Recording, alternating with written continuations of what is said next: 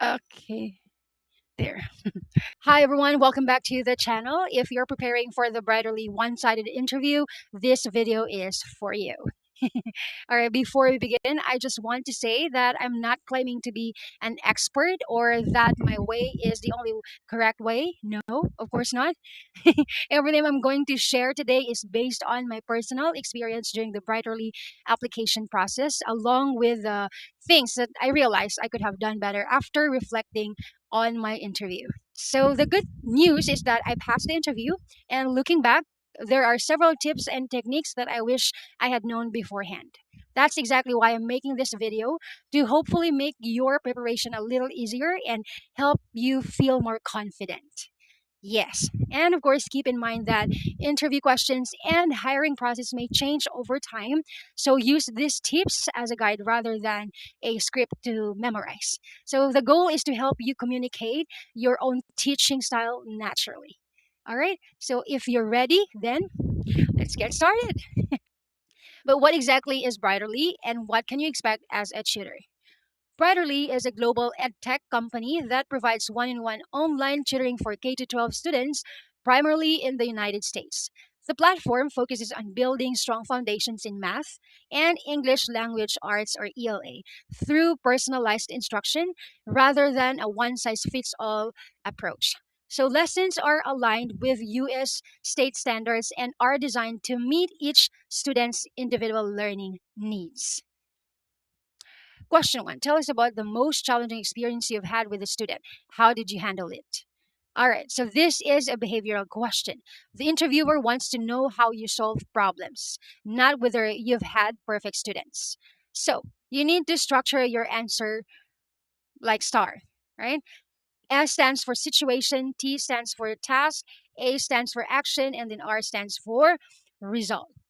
And this means sample answer. One of my most challenging students was easily distracted during class. Instead of repeatedly reminding the student to pay attention, I first tried to understand what was causing the distraction.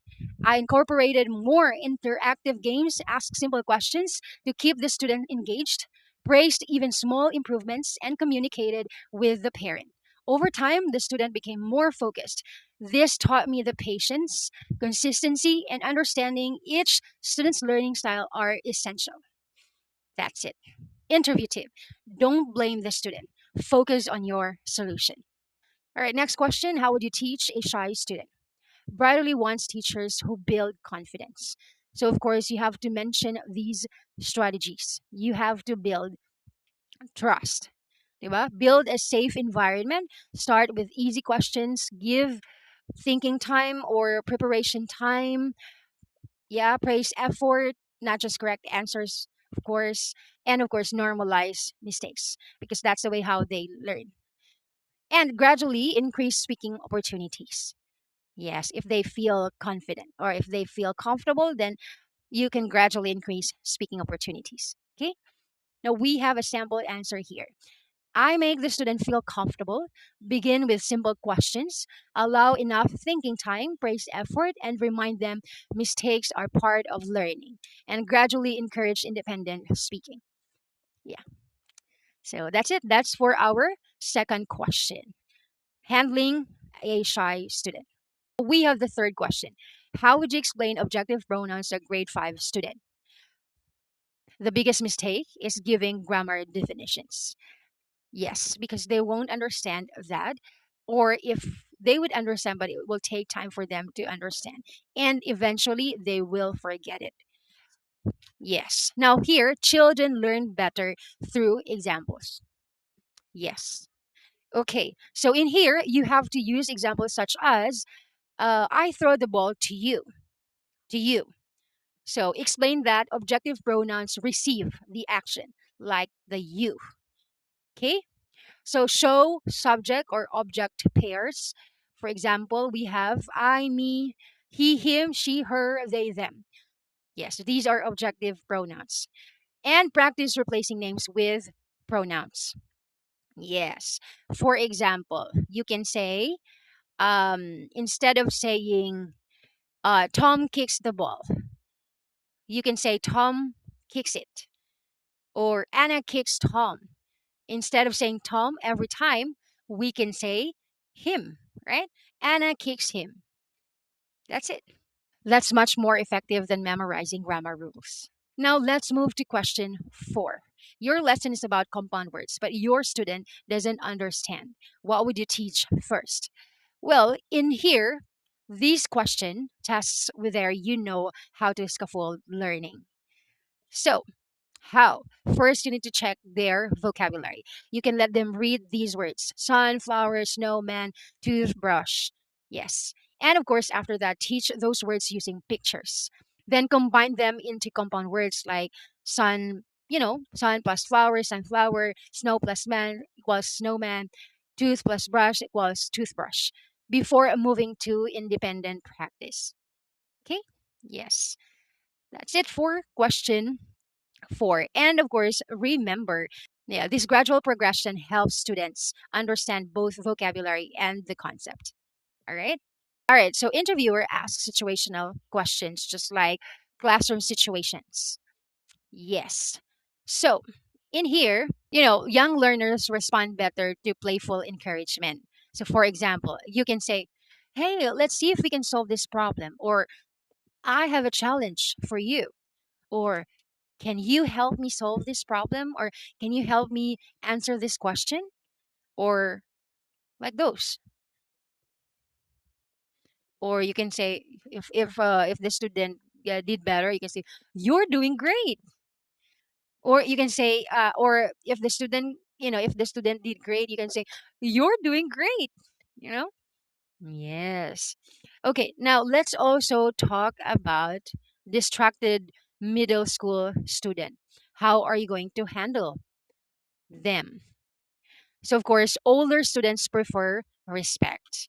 So, you could say, "I noticed your attention drifted a moment." Or you could say, "I noticed your attention drifted for a moment." Or, "Let's work on this next question together." Or, "I know you can do this." If the distraction continues, you can now ask, "Is everything okay? You seem a little distracted."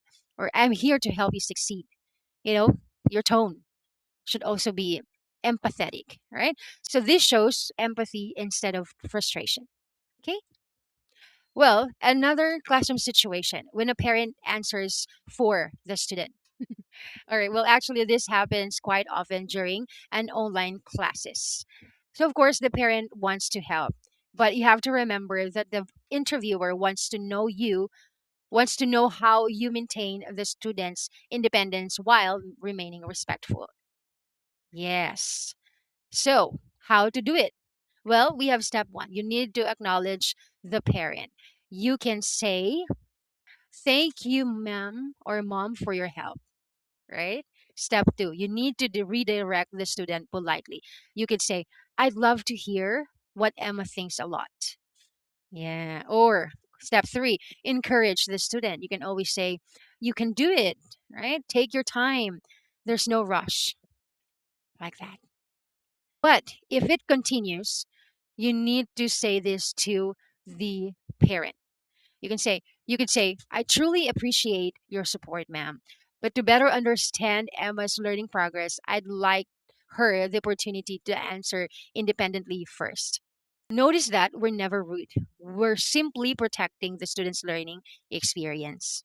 And that's it, guys, for today's video. Thank you so much for watching. I hope you found these tips helpful as you prepare for your Brightly interview. Again, these are simply based on my own experience and what I learned throughout the process.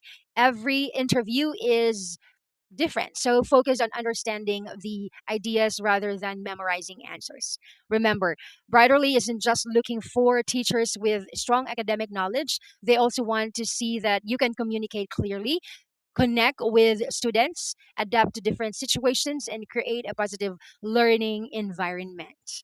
And of course, guys, if you found this video helpful, please give it a thumbs up and consider subscribing for more content about online teaching, interviews, and tutor tips. tutoring tips. If you have any questions or if you've already gone through the Brightly interview yourself, feel free to share your experience in the comments. Your insights might help, other aspiring teachers too. So thank you so much for watching, and I wish you all the best with your Brightly application. Good luck, and I'll see you in my next video. Bye.